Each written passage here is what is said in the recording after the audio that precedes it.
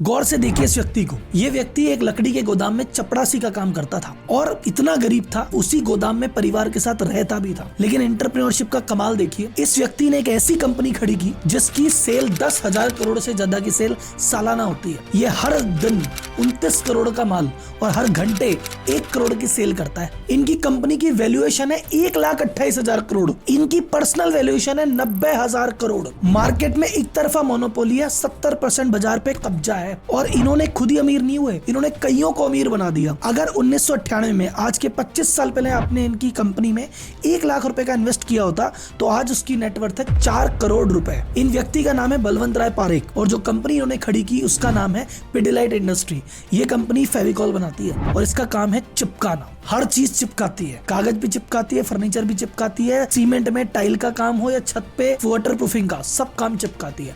आज की डेट में चिपकाने का कोई भी काम करो, पैसा पिडिलाइट की जेब में ही जाएगा। जैसे हम पेस्ट को कोलगेट कहते हैं ना, कोलगेट देना, और पानी को बिस्लेरी कहते हैं, वैसे चिपकाने का कुछ भी काम हो हमको याद आता है फेविकॉल। तो आज की केस स्टडी में सीखेंगे कैसे एक पियोन ने इतना बड़ा साम्राज्य खड़ा कर दिया कि बड़ी बड़ी कंपनियों के MBA भी इनके केस स्टडी से सीखते हैं। इनकी कहानी में प्रोडक्ट के, पैकेजिंग के, मार्केटिंग के, फाइनेंस के ऐसे ऐसे लेसन है, बड़े बड़े MBA और CS शर्मा जाएंगे। ये केस स्टडी हर व्यापारी को जो व्यापार कर रहा है या करना चाहता है, या हर वो स्टूडेंट जिसके मन में बिजनेस करने की इच्छा है, उसको देखनी चाहिए। और ये जिम्मेदारी आपकी है कि अगर ये वीडियो आपके दिल को छू जाए या आपको सिखा जाए तो इस वीडियो को कम से कम 10 लोगों के साथ और शेयर करना है। और उससे पहले एक सब्सक्राइब का बटन होगा, उसको क्लिक कर दो। हम अमिताभ बच्चन तो है नहीं कि हमारी वीडियो देखने का टिकट लगेगा, हमारा यही टिकट है, प्यार से दे दो यार, दबा दो बटन। तो एक चपड़ासी के 90,000 करोड़ का आदमी बनने की कहानी सुनने के लिए तैयार? इसी प्रॉमिस के साथ जनता जनार्दन को जय बोल के करते हैं वीडियो की शुरुआत।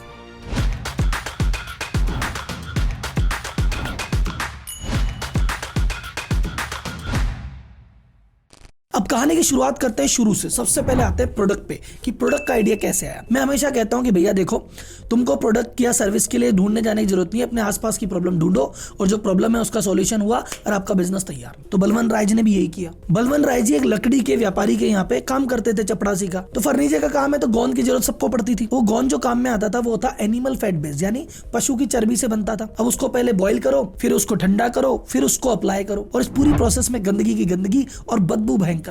और कई ऐसे लोग थे जो पशु की चर्बी वाले को हाथ भी नहीं लगाना चाहते थे। अच्छा, इस पूरी प्रोसेस करने में एक कारपेंटर का पूरा दिन चलाया जाया करता था। उसके अलावा एक टेंशन और कि इतनी मुश्किल से, इतनी मेहनत से बन रहा है और फिर भी टिकाऊ नहीं है। बाद में काम में 2-3-4 साल में शिकायतें आने लग जाती थी कि भैया ये हट गया, ये हट गया। उस समय बलवंत जी ने कहा इसका कोई सोल्यूशन मिल जाए तो मजा आ जाए।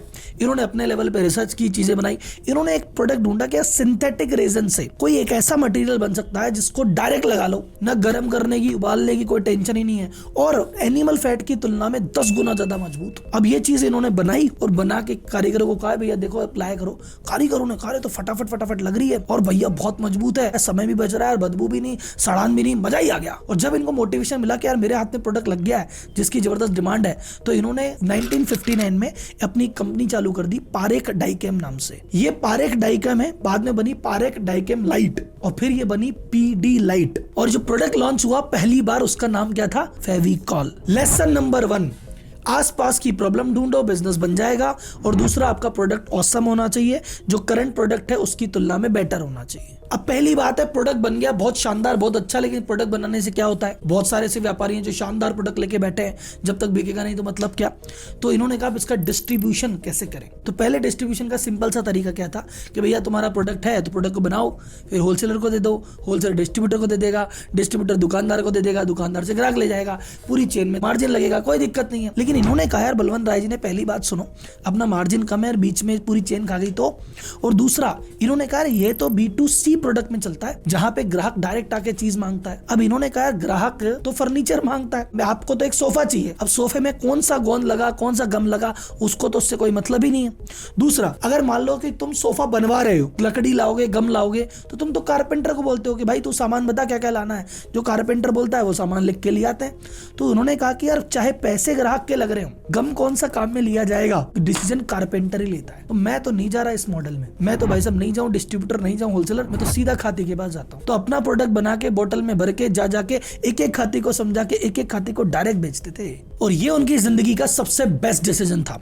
ये इस पूरे चक्कर में पड़े ही नहीं। अच्छा, आप इस चैनल के अगर रेगुलर फॉलोअर हो, डेली बेसिस पे फॉलो करते हो, तो इस तरह की चीज 2 और लोगों ने की थी, उस पर वीडियो में बना चुका हूँ।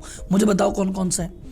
मैं आपको हिंट देता हूँ, मैं आपको बता ही देता हूँ, छोड़ो। एस्ट्रल ने यही काम किया था प्लम्बर के साथ। एस्ट्रल पाइप ने प्लम्बर को कहा कि भाई तुम्हारे साथ आ। एशियन पेंट्स ने यही काम किया था पेंटर्स के साथ। वो पेंटर से डायरेक्ट गए थे, चैनल को स्किप कर दिया था। तो बिजनेस लेसन नंबर 2, अपने ग्राहक को समझो। असली ग्राहक कौन है भैया? इन्फ्लुएंसर को समझो कि भाई जो पैसे देता है वही ग्राहक नहीं है, उस डिसीजन को इन्फ्लुएंस कौन करता है। जैसे बच्चों के जितने भी आइटम है उसमें पैसे तो पापा के लग रहे हैं, लेकिन वो डिसीजन लेने के लिए तो बच्चे ही बोलते हैं, तो उसमें मेन ध्यान बच्चों पे देना है। तो आप ये देखो कि आप जो प्रोडक्ट या सर्विस बेच रहे हो उसमें डिसीजन ले कौन रहा है। अब आते हैं मार्केटिंग फेज 1। शुरुआत में मार्केटिंग कैसे की? इनको एक बात पता पड़ गई कि हमारा भगवान कौन है? कारपेंटर। यही सारा काम करते हैं। इन्होंने बनाया FCC। ये क्या होता है?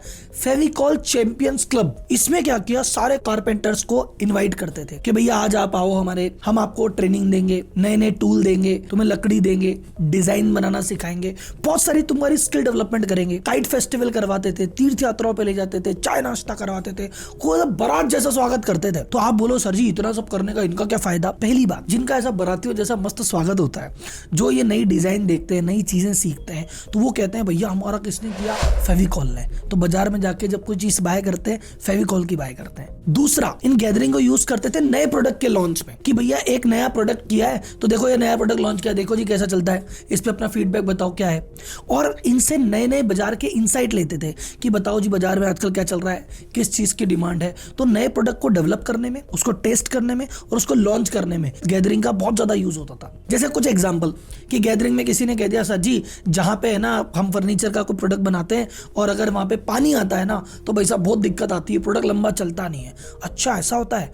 इन्होंने बना दिया फेविकॉल मरीन। इन्होंने कहा अरे सर जी वो फर्नीचर वगैरह बनाते हैं ना और वो धूप में है ना वहाँ खराब हो जाता है, तो इन्होंने कहा अच्छा, इन्होंने बना दिया हीटेक्स। इन्होंने कहा सर बड़े बड़े प्रोजेक्ट होते हैं ना तो वहां पे ऐसा टाइम बहुत लगता है ऐसे धीरे धीरे करने में, इन्होंने बना दिया स्पीडेक्स। तो जैसे जैसे फीडबैक लेते अच्छा बाजार में ये कमी है, सुनी, लॉन्च कर दिया नया प्रोडक्ट, इन्हीं से टेस्ट करवा लिया और इन्हीं से इसको बाजार में फैला भी दिया। और ऐसे ही फीडबैक के चलते इन्होंने टाइल के लिए, मार्बल के लिए, सीलिंग के लिए दुनिया भर के प्रोडक्ट इन्होंने लॉन्च किए। और आज की डेट में जो FCC है, ऐसे छोटे मोटे 380 क्लब है और टोटल 40,000 कारपेंटर फेविकॉल से डायरेक्ट जुड़े हुए हैं आज भी। तो फेविकॉल ने कहा जिसकी जैसी जरूरत है उस हिसाब से काम करो, और यही बाजार का रूल है। बाजार के हिसाब से चलोगे तो भैया बहुत पैसा मिलेगा, चाहे बिजनेस हो या जॉब। तो बिजनेस वालों को तो मैंने बता दिया, आगे और बताऊंगा।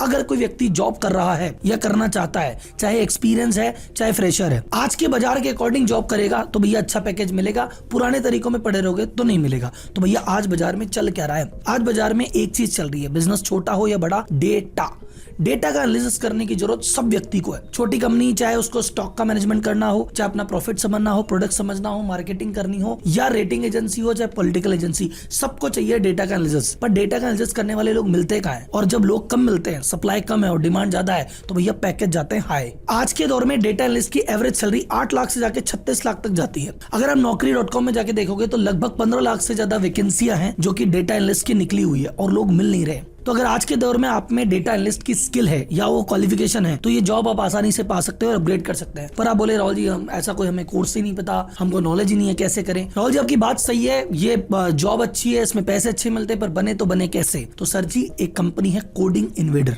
ये एक ऐसा प्लेटफॉर्म है जो आपको स्क्रैच से डेटा एनालिस्ट बनाने की तैयारी कराता है, उसके रिलेटेड कोर्स करवाता है और आपको तैयार करता है 8 महीने में एक डेटा एनालिस्ट बनने में। इसका जो मॉड्यूल है थ्योरेटिकल नहीं है, बकायदा प्रैक्टिकल है और इंडस्ट्री के जो बड़े बड़े दिग्गज है, फिलिप्स के, सैमसंग के, दिग्गजों ने अपने हाथ से इसको तैयार किया है। थ्योरी के साथ साथ आपको पूरे कोर्स के दौरान मेंटरशिप भी मिलती है ताकि आप कोई अटके या कोई सवाल हो, क्वेरी हो तो डायरेक्ट इनसे पूछ सके। अब इधर आपकी पढ़ाई तो चल रही है, लेकिन भैया जॉब कैसे लगेगी? तो जॉब लगवाने में भी ये लोग काफी मदद करते हैं। ये आपके मॉक इंटरव्यू मदद करते हैं, आपके CV बनाने में मदद करते हैं, आपको सही जगह प्लेस करवाने में मदद करते हैं। इनका अभी तक का जो प्लेसमेंट रेशियो है 93%। 20,000 से ज्यादा लोग अभी तक इनके साथ जुड़े हुए हैं और काम कर रहे हैं। तो अगर आपको इस कोर्स से रिलेटेड और जानकारी चाहिए तो नीचे डिस्क्रिप्शन में जाओ, वहां पे एक लिंक है, वहां पर आपको आपको पूरी डिटेल मिल जाएगी। और अगर आपको पूरा रिसर्च करने के बाद आपको लगता है आपके लिए सूटेबल है, आपको करना है, तो भैया RM27 कोड डाल देना, 27% डिस्काउंट में मिल जाएगा। बिजनेस का लेसन नंबर 3 और ये जिंदगी का भी लेसन है।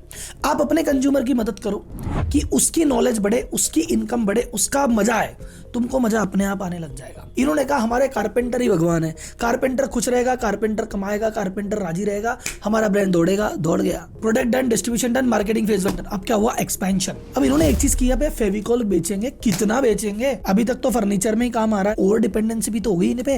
एक ही आदमी पे अगर इतनी ज्यादा डिपेंडेंसी है तो वो भी खराब है, क्या करें? बोले अलग अलग एरिया में जाते हैं। तो इन्होंने कहा अलग अलग एरिया में करेंगे और नया नया प्रोडक्ट बनाएंगे, बहुत टाइम लगता है। पहले फीडबैक लो, फिर एक नया प्रोडक्ट पे रिसर्च करो, फिर वो 2-3 बार फेल होकर चीज बनेगी, फिर उसको डिप्लॉय करो। बोले ऐसे कैसे ग्रोथ होगी? ये जो ग्रोथ होती है ना पहली वाली, कि नया सोचो और जीरो से बनाओ, इसको कहते हैं ऑर्गेनिक ग्रोथ। इन्होंने कहा ऑर्गेनिक नहीं करते, इनऑर्गेनिक ग्रोथ करेंगे। मतलब ऑलरेडी जो ब्रांड है ना उसी को खरीद लिया। जैसे एमसील है, वो ब्रांड था महिंद्रा एंड महिंद्रा का, इन्होंने वो ब्रांड खरीद लिया। अब एमसील ब्रांड खरीदा, वो सीलिंग के मार्केट में ऑलरेडी 60% शेयर लेके बैठा था, राजा था, पहले उसको खरीद लिया। फिर उन्होंने कहा टाइल और मार्बल चिपकाने के लिए एक प्रोडक्ट आता है रॉफ, वो खरीद लिया। फिर इन्होंने स्टील में स्टील ग्रिप आता है, बोले वो ले लिया। तो आज की रेट में पिडिलाइट के पास 20 से ज्यादा अलग अलग ब्रांड है, जिसमें इनके बनाए हुए थोड़े बहुत है, मोस्टली खरीदे हुए हैं। और उस खरीदने का फायदा क्या है? सबसे पहली बात, मल्टीपल प्रोडक्ट है, डिपेंडेंसी फेविकॉल पे से हट गई। दूसरी चीज, हर सेक्टर में चले गए तो ग्राहक तो एक ही। अब एक ही ग्राहक है, वो कुछ भी मांगेगा कि भाई तेरे को कुछ भी चिपकाना हो, छत में कुछ काम करना है, फिक्सेट ले जा, हमारा ही है। तेरे को टाइलें चिपकानी है, तू रॉफ ले जा, हमारा ही है। कुछ भी चिपकाना हो तो चिपकाने का एक ही नाम, एक ही पर्यायवाची, फेविकॉल। दूसरा फायदा क्या हुआ? अंदर ही अंदर देखो, कंपटीशन को पनपने नहीं दिया। कंपटीशन कहीं तो पैर रखे, कहीं तो हाथ लगाए, बोले आने नहीं देंगे आसपास।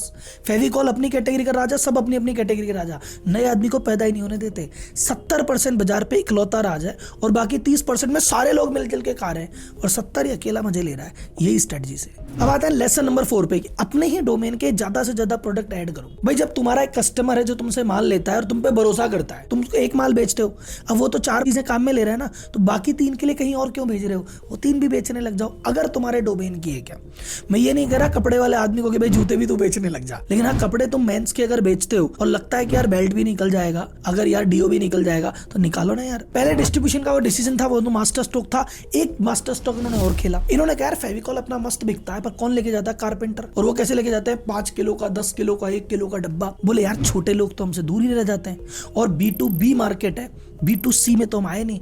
तो इन्होंने कहा सुनो, 5 किलो 10 किलो के तो डब्बे हैं ही, 5 रुपए 10 रुपए की चीज भी बनाएंगे। तो इन्होंने फेविस्टिक भी बनाई, फेविक्विक भी बनाया। इन्होंने कहा भैया छोटा सा बच्चा जब स्कूल का प्रोजेक्ट कर रहा हो ना, तब भी मेरा चीज काम में ले, क्योंकि वही बच्चा जब बड़ा होगा तो वो मेरा दूसरा प्रोडक्ट काम में लेगा, और जब और बड़ा होगा तो मेरा फेविकॉल का तीसरा प्रोडक्ट काम में लेगा। कुल मिला के उन्होंने अपने प्रोडक्ट को OTC प्रोडक्ट बना दिया। OTC मतलब ओवर द काउंटर प्रोडक्ट, जो कि दुकान पे डायरेक्ट बिक जाता है। जैसे फेविकॉल का कोई भी आइटम आपको जनरल स्टोर पे फेविक्विक मिल जाएगी, फेविस्टिक मिल जाएगी, स्टेशनरी की दुकान में मिल जाएगी, और हर गली कोने नुक्कड़ पे ये लोग पहुंच गए। इसी से आता है लेसन नंबर 5, इसको कहते हैं पैकेजिंग इनोवेशन। तुम्हारे पास माल वही है, तुम अगर अलग अलग पैकेट डाल दोगे ना तो अलग अलग प्राइस पॉइंट भी कवर हो जाएगा। जैसे मान लो एक चिप का एग्जांपल है, दुनिया कहती है हम तो भैया शैम्पू की 1 लीटर की बोतल ही बेचेंगे, उसने कहा भाई 1 लीटर भी है, आधा लीटर भी है, 100 ml भी है, और पाउच में भी 2 रुपए का भी है। तो जैसे 2 रुपए का किया तो वो ऑडियंस भी कवर हो गई।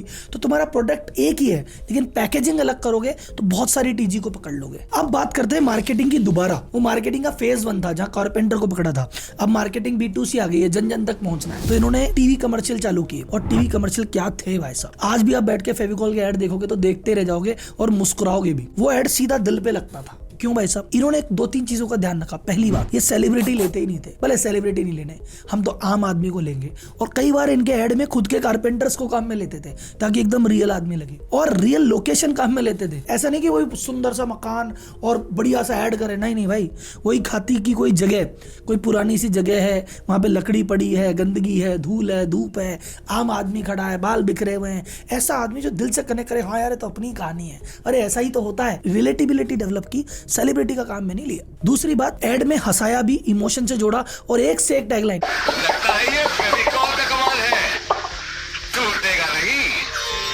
पकड़े रहना, छोड़ना नहीं। पकड़े रहना। तो मार्केटिंग इस तरह से हुई जैसे हम पेस्ट के लिए कहते हैं ना भैया कोलगेट देना, पानी के लिए कहते हैं भैया बिस्लेरी देना, वैसे ही आजकल गम के लिए दुनिया कहती है भैया फेविकॉल देना। इनकी मार्केटिंग ब्रिलियंस इनकी लोगो में भी दिखती है। इनका लोगो क्या है, दो हाथी अपोजिट डायरेक्शन में कुछ खींच रहे हैं, क्या एक लकड़ी का टुकड़ा खींच रहे हैं जो फेविकॉल से बंधा हुआ है, ये बताने के लिए। अच्छा, शुरुआत में जब फेविकॉल बिकता था, फेविकॉल नाम याद नहीं रहता था, तो शुरुआत में कारपेंटर कहते थे वो हाथी वाला देना, हाथी वाला। तो ये हाथी वाले के चक्कर में ब्रांड रिकॉल इन्होंने बहुत अच्छा करवा दिया। लेसन नंबर 6, हमेशा अपने यूजर को याद रखो। यूजर कौन है, काम में कौन लेगा।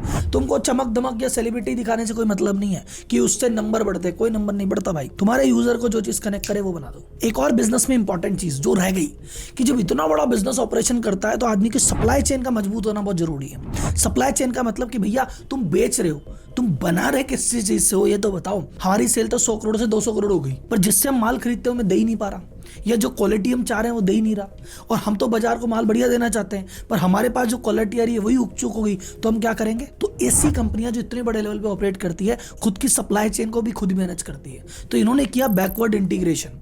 ये जिससे माल खरीदते थे उनका पता नहीं क्या बेचोगे क्या बनाओगे, वो प्लांट ही एक्वायर कर लिया। जैसे आगे ब्रांड एक्वायर कर रहे हैं, पीछे से अपने सप्लायर को भी एक्वायर कर लिया कि भैया ठीक है ये तो हम ही बना लेंगे। तो इनका जो खुद का रॉ मटेरियल लगता है वो भी यही बना रहे हैं ताकि इनको दिक्कत ना आए। और ग्लोबल लेवल पे 8 से ज्यादा बड़े बड़े इनके प्लांट बने हुए हैं और 30 से ज्यादा सब्सिडरी है इनकी, जो यूएस, सिंगापुर ऐसे देशों में माल सेल करती है। और 500 से ज्यादा प्रोडक्ट हैं जो 70 से ज्यादा देशों में एक्सपोर्ट करते हैं ये। और इन्हीं सब चीजों की वजह से मार्केट में दबदबा इतना है कि फेविकॉल उधारी नहीं देता। सबसे बड़ी दिक्कत रहती है बिजनेसमैन को, अरे भैया उधारी देंगे, उधारी देंगे।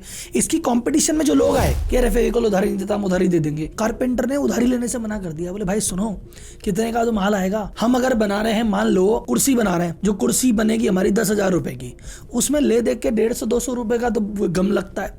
और 200 रुपए की चीज तुम 150 में दे दोगे, या ऐसा मान के चलो 200 की चीज 150 में दे दी, 10 दिन की छूट दे दी, उससे हमारे फर्क क्या पड़ेगा। तुम्हारा अगर प्रोडक्ट गंदा निकला तो मेरी तो 10,000 की कुर्सी खराब हो जाएगी। तो मैं 50-60 रुपए नहीं देख रहा, मैं लूंगा तो फेविकॉल ही लूंगा। अगर कोई और आदमी आके इनको कहता है कि भाई फेविकॉल नहीं लेना, हमारे प्रोडक्ट से बना, तो खाती साहब कहता है देखो भैया बना तो दूंगा पर जिम्मेदारी नहीं है। जिम्मेदारी तभी लूंगा जब फेविकॉल काम में आएगा। ये ट्रस्ट है, इस वजह से महंगा भी बिकता है और उधारी भी नहीं देता। तो बिजनेस लेसन नंबर 7, अपनी सप्लाई चेन को भी कंट्रोल करो। और अगर एक बार जगह सफल हो गए तो भैया ग्लोबल एक्सपेंशन की तरफ ध्यान दो। तो ये तो थी पूरी केस स्टडी जिसमें हमने इसके प्रोडक्ट पे बात करी, मार्केटिंग पे बात करी, एक्सपेंशन पे बात करी, इसकी स्ट्रेटजीज पे बात करी। और भी बहुत सारे ऐसे प्रोडक्ट है और बहुत सारी ऐसी केस स्टडी है जो बाहर आने का वेट कर रही है और उसको निकाल के लाएंगे। लेकिन भैया चैनल को कर लो सब्सक्राइब, नहीं तो आप रह जाएंगे। और हाँ, डिस्क्रिप्शन में कोडिंग इन्वेंटर का लिंक चेक करना मत भूलना।